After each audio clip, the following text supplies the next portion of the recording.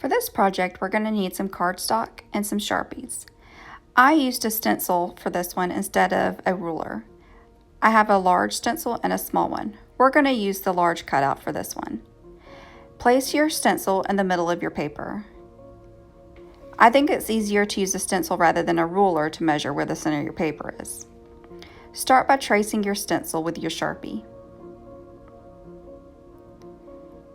Make sure your lines are nice and straight and make sure that you can see them. I started to realize that my Sharpie was a little bit dull, so I had to trace over my lines a couple of times. That's okay.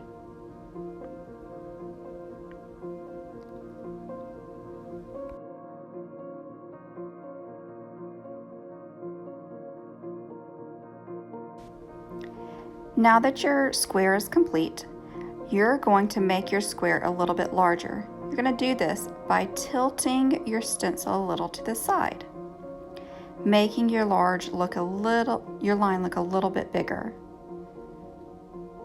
So just trace it downward.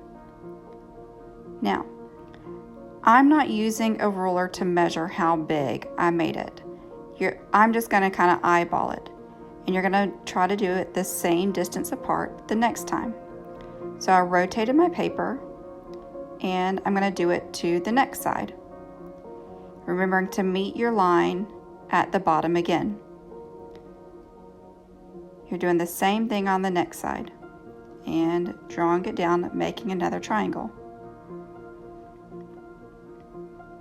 Remember, don't make it too big or too small. You're trying to make the same size each time you're drawing it downward. So each time, just rotate your paper and draw another line.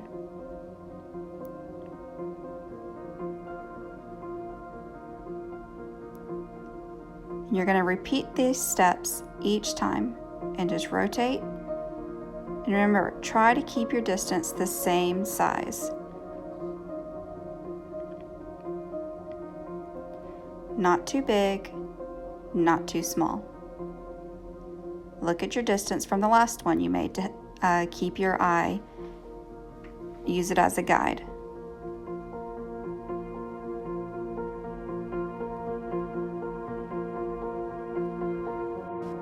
You're going to repeat these steps until you get to the very center of your square. So keep pulling in your line until you get to the middle.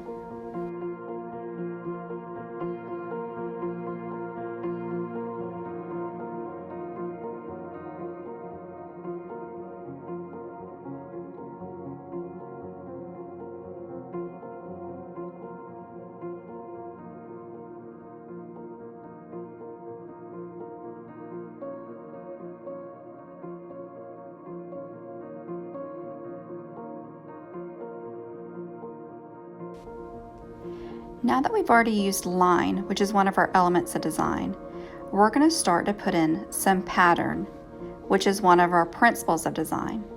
And we already have some movement taking place. What we're going to do is we're going to start to color every other one of our shapes. So we're going to take this broad Sharpie here, and we're going to color in our triangles that we've drawn. Now I like to use this broad Sharpie, and it has a beveled edge, and I think it helps me color in my spaces.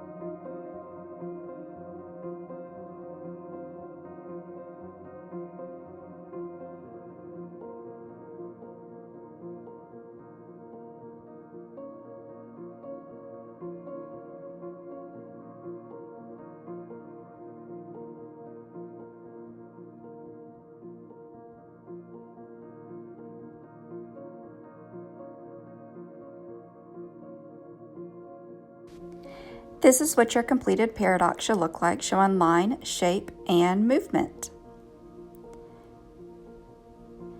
Now, our next one that we're going to do is a little bit different. I've already completed my paradox just to get started off. Now, this one, I'm not going to do a pattern. I'm going to use my Sharpie and I'm going to outline the edges. This is going to focus more on showing just the movement of the spirals. So this focuses more on just the line and the movement. Remember, line is an element of design and movement is a principle of design.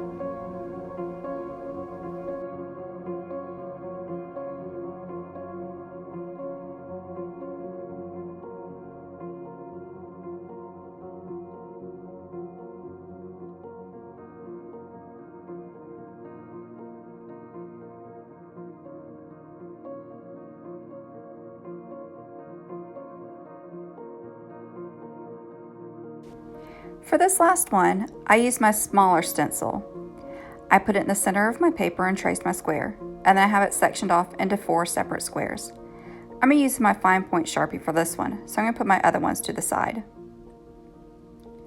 I have it sectioned off into 4 separate squares, and I'm going to be using the same method. And I'm going to be using my small stencil as my straight edge. And I'm going to be using the same method as I did with the other one. You're going to use it as a straight edge, and you're going to be taking your square into the center, just like before.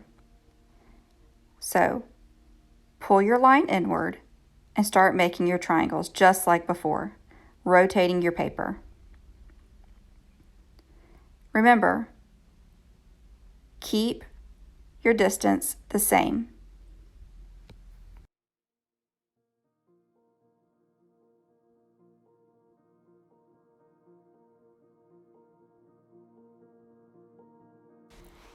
Now, once you've finished one square, you're going to move to your second square, just like before.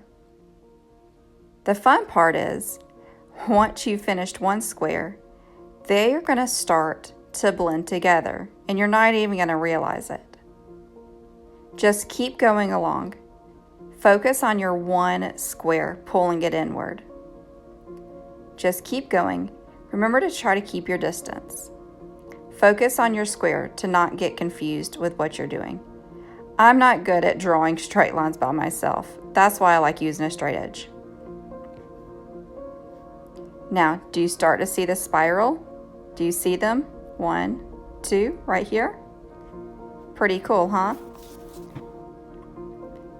That's what it's going to look like. Now, I'm going to use my next bigger Sharpie, and I'm going to trace the lines just like on my last one. It kind of helps pull the spirals out, and I think it helps make the movement look a little more distinct.